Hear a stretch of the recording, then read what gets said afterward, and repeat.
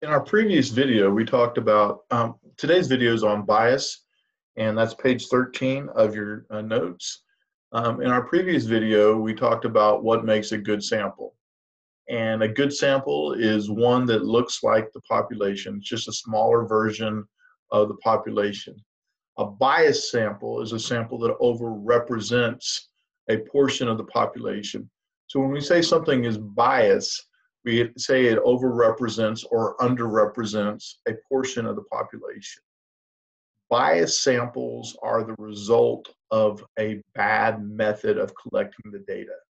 If you have a biased sample, you need to throw it away. It cannot be fixed. Biased data is useless, and increasing the sample size just provides more biased data. Consider this. If you had a group of friends and one of them is a racist, then you have a racist group, all right? Until you start over, that group will always be racist. So please always know biased data is bad. We are going to talk about some biased data, and biased data is a systematic problem with the way the data was collected. The design of the study was flawed. Common types of bias are undercoverage bias.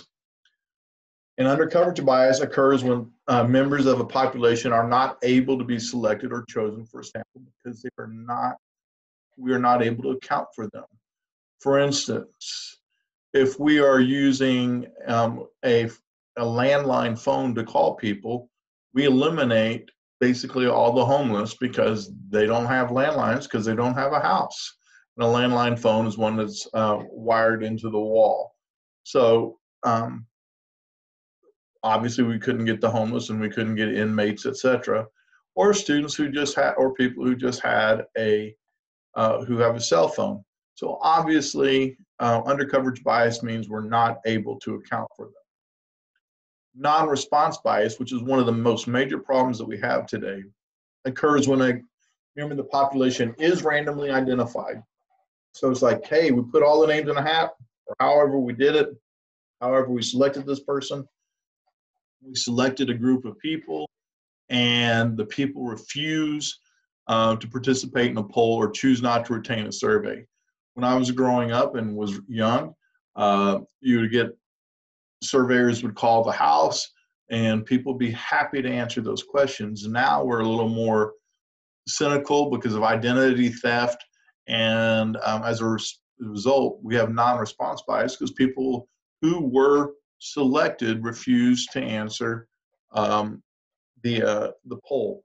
In non-response bias, the sample did mirror the population.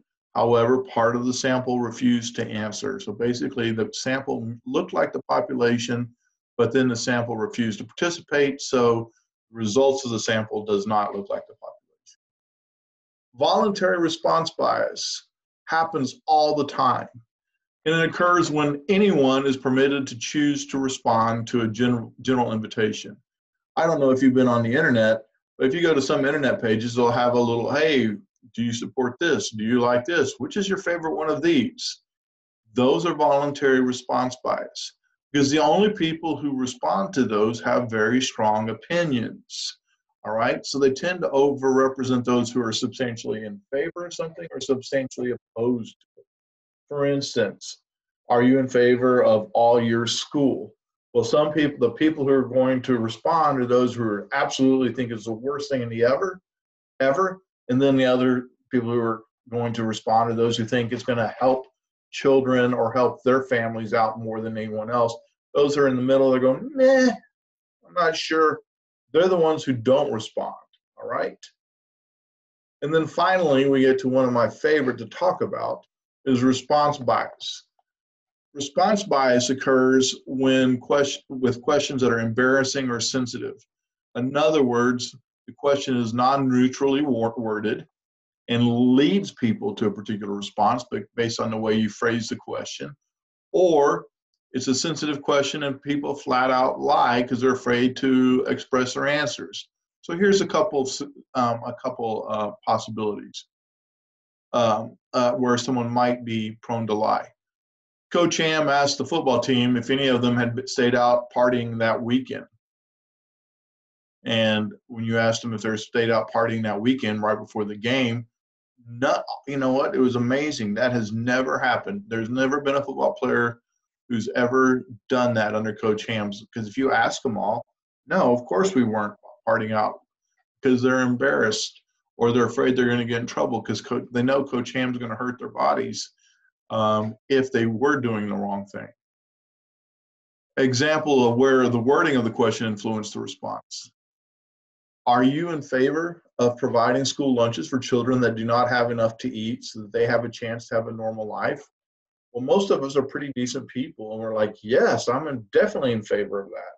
On the other hand, if I turn on that same type of question on that same topic, are you in favor of the government raising your taxes and taking your money away to pay for food for people who don't work? Well, no, I'm not. And obviously, we have two questions right there that cover the same topic, which is providing food, but they evoke totally different responses just based on the way I worded it. So basically, asking a question where someone is inclined to lie because it's a sensitive subject is an example of response bias, or phrasing a question that's going to elicit different answers is also a type of response bias. One of the questions that used to be asked when I was in school has, have you ever cheated? And no student in my class had ever cheated.